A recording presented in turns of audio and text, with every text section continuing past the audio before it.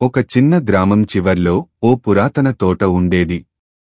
అది రాత్రివేళ అంతా చీకటితో కప్పబడిపోతూ బావి చుట్టూ ముసురుగా పొగలు అలుముకునేవి.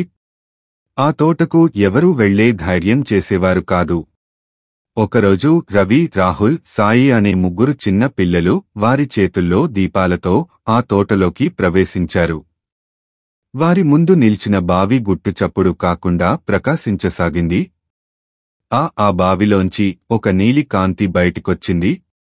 క్రమంగా అది ఒక చిన్న ఆత్మ రూపాన్ని దాల్చింది.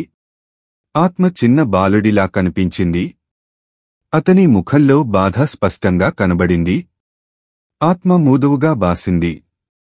నన్ను శాపం నుండి విముక్తి చేయాలంటే బంగారు బల్లి విగ్రహం కావాలి. పిల్లలు వెంటనే గ్రామ పెద్దల దగ్గరికి వెళ్లారు. వారు ఆశ్చర్యపోయి మంత్రాలు పఠిస్తూ బావి వద్ద పూజ నిర్వహించారు. బంగారు బల్లి విగ్రహాన్ని సమర్పించారు.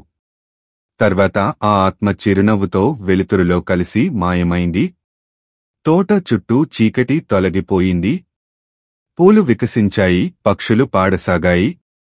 ఆ తోట ఇప్పుడు భయం తలపోనిది, పిల్లల ఆటలతో మోగుతుంది.